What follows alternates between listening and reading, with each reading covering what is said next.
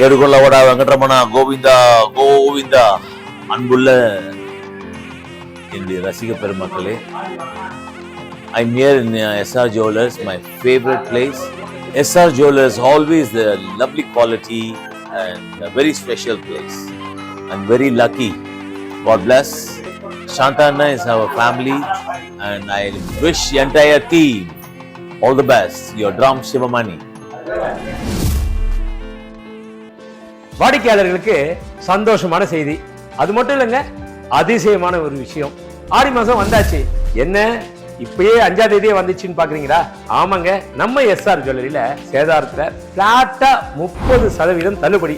அதாவது 9% இருக்கிற பொருளுக்கு வெறும் 6% மட்டும்தான். 15% இருக்கிற பொருளுக்கு நீங்களே கால்குலேட் பண்ணிக்கலாம். 10% தான் சேதாரம். இது எல்லா விதமான தங்க நகைகளுக்கும் பொருந்தும். நீங்க வாங்குற அனைத்து விதமான வெள்ளி பொருட்களுக்கும் ஆடி ஆஃபர். செய்கூலியும் கிடையாது, சேதாரமும் கிடையாது. ஒவ்வொரு கேரட் வைர நகைகளுக்கும் 15,000 சிறப்பு தள்ளுபடி. யானை வரும் பின்னே மணி யோசை வரும் முன்னேன்னு சொல்லுவாங்க. அது போல ஆடி மாசத்துக்கு முன்னமே நம்ம எஸ்ஆர் ஜுவல்லரியில ஆஃபரோட அள்ளிட்டு போங்க. ஹாய் வியூவர்ஸ், கோல்டு குரு சேனல் மூலம் உங்களை மீண்டும் சந்திப்பதில் மிக்க மகிழ்ச்சி. கோல்டுடைய ரேட்டு பார்த்தோம்னா கணிக்க முடியாத அளவுக்கு விலை ஏற்றம் இருக்கு, விலை இறக்கம் இருக்கு. விலை ஏற்றம் வரப்போ எப்படி மனசு கொஞ்சம் கஷ்டப்படுதோ, அது மாதிரி விலை இறக்கம் வரப்போ கொஞ்சம் சந்தோஷப்படுது. ஆனா எங்க நாம மிஸ் பண்றோம் அப்படின்னா, இன்னும் இறங்குமா நினைச்சிட்டு நிறைய இடத்துல நம்ம மிஸ் பண்ணிடுறோம். அதுக்கெல்லாம் தான் ஒரு சொல்யூஷன் கொடுக்க போறேன் இப்ப நான் உங்களுக்கு. அதாவது பார்த்தோம்னா தங்கத்தினுடைய விலை எந்த அளவுக்கு இருக்கும், எந்த அளவுக்கு ஏறும் அப்படின்னா, வெறும் 7,100 ரூபாய் இருந்துச்சு இந்த ஜனவரி மாசம் 2025 ஜனவரி 1ஆம் தேதி. அதுக்கப்புறம் கிடுகிடுன்னு உயர்ந்து ஒரு சவரன் ஒண்ணுக்கு மட்டுமே 16,000 ரூபாய் உயர்ந்திருக்குங்க. சொல்ல போனா ஒரு 28% விலை வந்தாச்சு. இந்த ஃபர்ஸ்ட் ஆஃப் அரை இறுதி ஆண்டுன்னு சொல்லுவோம் இல்லையா, அந்த 6 மாசத்துலயே அந்த அளவுக்கு வந்தாச்சு.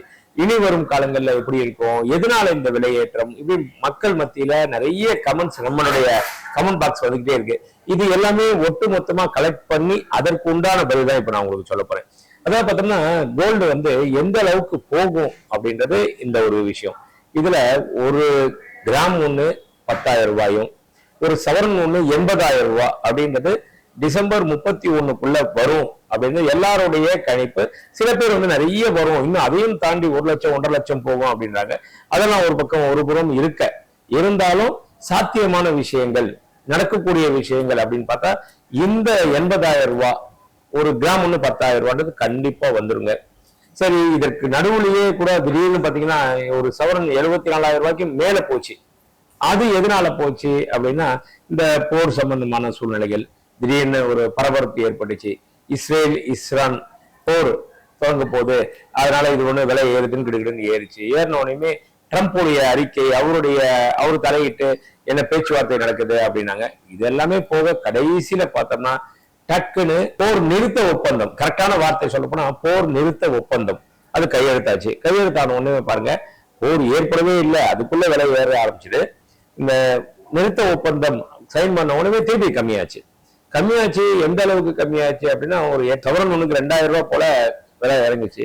இறங்குனது மற்ற துறைகள்ல அந்த டைம்ல என்ன பண்ணாங்க, இந்த போர் நிறுத்தம் வந்த உடனே இன்வெஸ்டர்ஸ், இந்த நான் சொல்லுவேன் இல்லையா, பெரும் முதலீட்டாளர்கள் எல்லாருமே தன்னுடைய பார்வையை தங்கத்துல இருந்து எடுத்துட்டு வெளி இன்வெஸ்ட்மெண்ட்ல இன்வெஸ்ட் பண்ண ஆரம்பிச்சாங்க.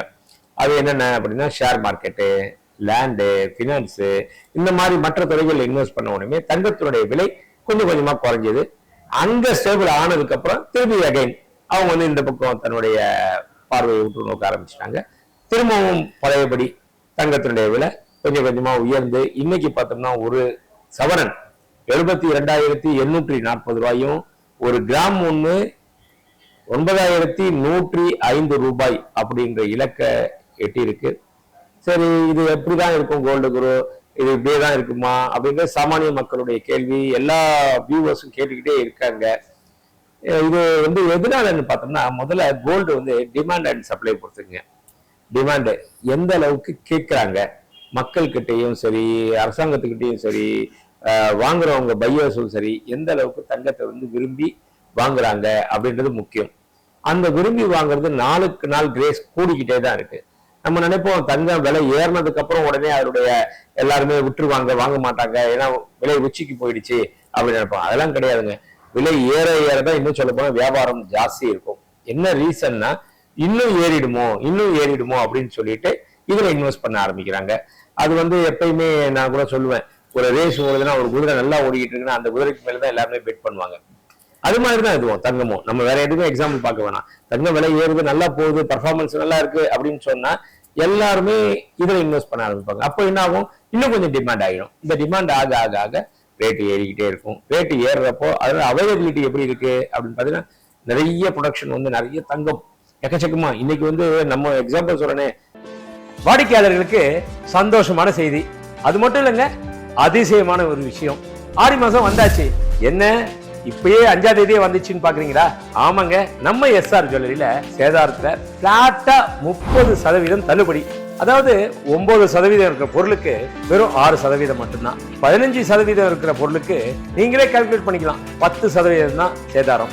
இது எல்லா விதமான தங்க நகைகளுக்கும் பொருந்தும். நீங்க வாங்குற அனைத்து விதமான வெள்ளி பொருட்களுக்கும் ஆடி ஆஃபர். செய்கூலியும் கிடையாது, சேதாரமும் கிடையாது. ஒவ்வொரு கேரட் வைர நகைகளுக்கும் 15,000 சிறப்பு தள்ளுபடி.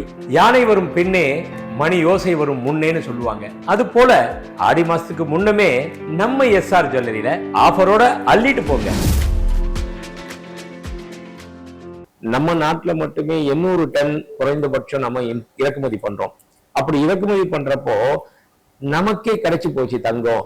ஒரு 2000 டன் 3000 டன் நம்ம சுரங்கத்துல வெட்டி எடுக்கப்படுறது அப்படின்னு நினைச்சோம்னா கிடைச்சது அப்படின்னா நிச்சயமா தங்கத்தோட விலை குறையும். ஆனா இங்க இருப்பும் இல்லை, அந்த மாதிரி சுரங்கமும் கண்டுபிடிக்கல. இந்த மாதிரி விஷயங்கள் நிறைய வரதான் தங்கத்தினுடைய விலை இன்னும் கூடிக்கிட்டே இருக்கு. இந்த 800 டன் இறக்குமதி பண்றதுல நாம ஒரு டன்னு கூட, ஒரு டன்னுன்றது 1000 கிலோ, அவ்வளவு எதுக்குங்க?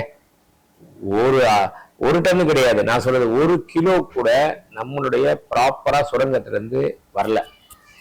சரி, அப்படி வர்ற மாதிரி இருக்கு. நிறைய இடத்துல கண்டுபிடிச்சிருக்காங்களே. கர்னூல் டிஸ்ட்ரிக்ட் பக்கத்துல பாத்தீங்கன்னா ஒரு 750 டன் கிடைக்கும் அப்படின்ற மாதிரி சொன்னாங்க. ஆனா அந்த 750 டன் ப்ராசஸ் பண்றதுக்கு இருந்து கண்டுபிடிச்சி இந்த இடத்துல சுரங்கம் இருக்கு, அதனுடைய எவ்வளவு செலவாகும், எத்தனை நாள் ஆகும், எவ்வளவு லேபர் ஆகும், இதுக்கு உண்டான கட்டமைப்புகள் என்னென்ன பண்ணணும் அப்படின்னு சொல்லி எல்லாத்தையும் கொண்டு வரதுக்கு இந்த ரிசர்ச் அண்ட் டெவலப்மெண்ட் R&Dன்னு சொல்லுவோம் இல்லையா, இதுக்கு மட்டுமே பல கோடிக்கணக்கான ரூபாய் செலவு பண்ணியிருக்காங்க. பல வருடங்கள் செலவு பண்ணியிருக்காங்க. குறைந்தது ஒரு 6 to 7 வருடம் அதை பத்தி ரிசர்ச் ஆராய்ச்சி போய்கிட்டே இருந்து இப்பதாங்க சொல்லியிருக்காங்க இது ஒரு மைனிங், அதாவது சுரங்கம் எடுத்து தங்கத்தை எடுத்து சுத்திகரிக்கப்படலாம். ஆனாலுமே அது மொத்தம் அதனுடைய இருப்பே வெறும் சொற்பமான ஒரு விஷயம்தான். 750 கிலோ தான் இருக்கு. நமக்கு தேவை 750 டன் ஒரு வருஷத்துக்கு இம்போர்ட் பண்றோம். இங்க இருக்கிறது 750 டன்னு தான் இருக்கு. அதனால இது எல்லாமே ரொம்ப ரொம்ப கம்மியா இருக்கு. அதனால தங்கத்தினுடைய விலையேற்றத்துக்கு இந்தியாவும் கூட ஒரு மறைமுக காரணமாக இருக்குது. இந்தியாவில தங்கம் இருந்துச்சுன்னா நம்ம ஏன் வெளியில போட போறோம்? எல்லாமே வெளியிலிருந்து எடுத்துக்கிட்டு வரோம். அதனால இந்த இன்டர்நேஷனல் மார்க்கெட்டை பொறுத்த வரைக்கும் தங்கத்தினுடைய கையிருப்பு, தங்கத்தினுடைய தேவைகள், தங்கத்தினுடைய வர்த்தக பாயிண்ட்ல எப்படி இருக்கு, எல்லாமே இருக்கு. இதுக்கு ஒரு புறம் இங்க இருக்க மக்கள் மட்டும் தான் வாங்குறாங்க, நம்ம இந்தியன் கவர்மெண்ட் தான் வாங்குது, நம்ம இந்திய மக்கள் தான் வாங்குறாங்க, அது குறிப்பா தமிழ்நாட்டு மக்கள் தான் வாங்குறாங்க, தங்கத்து மேல லவ் பண்றாங்க, அவங்க தங்கத்தை நேசிக்கிறாங்க, சேமிப்புக்காக இருக்காங்க. அதெல்லாமே உண்மைதாங்க. ஆனா அதை விட பன்மடங்கு சைனா கவர்மெண்ட்டும் சைனா மக்கள் இப்ப பாருங்களேன், கோல்டு பீஸ்ன்னு சொல்லிட்டு கொஞ்சம் கொஞ்சமா 1/2 கிராம் 1 கிராம் இல்ல 100 மில்லிகிராம் தங்கத்தை கூட வாங்கலாம் அப்படின்னு சொல்லிட்டு அதை இன்ட்ரோடியூஸ் பண்ணியிருக்காங்க. மக்கள் அதில் ரொம்ப ஆர்வமா இன்வெஸ்ட்மெண்ட் ஆங்கிள் முதலீட்டை கோல்டு பக்கம் திருப்பியிருக்காங்க. அப்போ அந்த சைனா மக்கள் மட்டும் அல்லாமல் சைனா அரசாங்கம் அவங்க இத்தனைக்கும் நாமளாவது ஒரு வருஷத்துக்கு 1 டன்னு கூட நம்மள்ட்ட ப்ரொடக்ஷன் இல்லை. ஆனா சைனாவை பொறுத்த வரைக்கும் 300 டன் 350 டன் ப்ரொடக்ஷன் பண்ணிக்கிட்டு இருக்காங்க. அவங்களுடைய சுரங்கத்தில் வெட்டி எடுக்கிறாங்க. அதையும் போக மீதம் மற்ற நாடுகள்ல இருந்து வாங்கிட்டு இருக்காங்க தங்கத்தை. சைனா அரசாங்கம் வாங்கிக்கிட்டு இருக்கு. சைனா கவர்மெண்ட் இண்டிவிஜுவலா வாங்குது. இது மட்டும் அல்லாமல் அரசாங்க வங்கிகள் இம்போர்ட் பண்ணி அதை மக்களுக்கு விநியோகம் பண்ணுது. அப்படி இருக்கும் பட்சத்துல தங்கத்தினுடைய தேவைகளும் நாளுக்கு நாள் பெருகிட்டே இருக்கும். இப்படி இருக்கும் சூழ்நிலை இனி வரும் காலங்கள்ல கூட அதிகமா தங்கத்தின் தேவைகள் இருக்கும். அதனால தங்கத்தின் விலை ஒரு கட்டுப்பாட்டுக்குள்ள இருக்கும், இனி இதுக்கு மேல போகாது அப்படின்னு யாராலுமே சொல்ல முடியாது. அந்த ரேஸ்ல நாமளும் ஓடிதான் ஆகணும். ஏன்னா நம்ம ஓடாம இருந்தாலும் தேக்கம் அடைஞ்சிருவோம். தேக்கம் அடைஞ்சிச்சா நம்மளோட தங்கத்துடைய ஈர்ப்பு கம்மியாயிடும், ஒவ்வொருத்தர் இண்டிவிஜுவல் கூட. அதனால உங்ககிட்ட இருக்க பணத்துல தாராளமா தங்கத்துல இன்வெஸ்ட் பண்ணலாம் அப்படின்றது என்னுடைய ஆணித்தரமான ஒரு நம்பிக்கை. இந்த தங்கம் 15,000 20,000 போறதுக்குள்ள ஒரு வல்லுநர் சொல்லியிருக்காரு, அடுத்த 5 வருடங்கள்ல பாத்தீங்கன்னா 20,000 ரூபாய் ஒரு கிராம் வந்துடும். கண்டிப்பாங்க 20,000 ரூபான்றது வந்து பெரிய விஷயமே கிடையாது. அடுத்த 4 to 5 வருஷத்திலேயே வந்துடும். அதனால நாம அதுல இருந்து தப்பிக்கணும்னா சிறு சிறு முதலீடா தங்கத்துல இன்வெஸ்ட் பண்ணி கொண்டு வரது நல்லது. வாடிக்கையாளர்களுக்கு சந்தோஷமான செய்தி, அது மட்டும் இல்லைங்க, அதிசயமான ஒரு விஷயம். ஆடி மாசம் வந்தாச்சு, என்ன இப்பயே 5ஆம் தேதியே வந்துச்சுன்னு பாக்குறீங்களா? ஆமாங்க, நம்ம எஸ்ஆர் ஜுவல்லரியில சேதாரத்துல பிளாட்டா 30% தள்ளுபடி. அதாவது 9% இருக்கிற பொருளுக்கு வெறும் 6% மட்டும்தான். 15% இருக்கிற பொருளுக்கு நீங்களே கால்குலேட் பண்ணிக்கலாம், 10% தான் சேதாரம். இது எல்லா விதமான தங்க நகைகளுக்கும் பொருந்தும். நீங்க வாங்குற அனைத்து விதமான வெள்ளி பொருட்களுக்கும் ஆடி ஆஃபர், செய்கூலியும் கிடையாது, சேதாரமும் கிடையாது. ஒவ்வொரு கேரட் வைர நகைகளுக்கும் 15,000 சிறப்பு தள்ளுபடி. யானை வரும் பின்னே மணி யோசை வரும் முன்னேன்னு சொல்லுவாங்க. அது போல ஆடி மாசத்துக்கு முன்னமே நம்ம எஸ்ஆர் ஜுவல்லரியில ஆஃபரோட அள்ளிட்டு போங்க.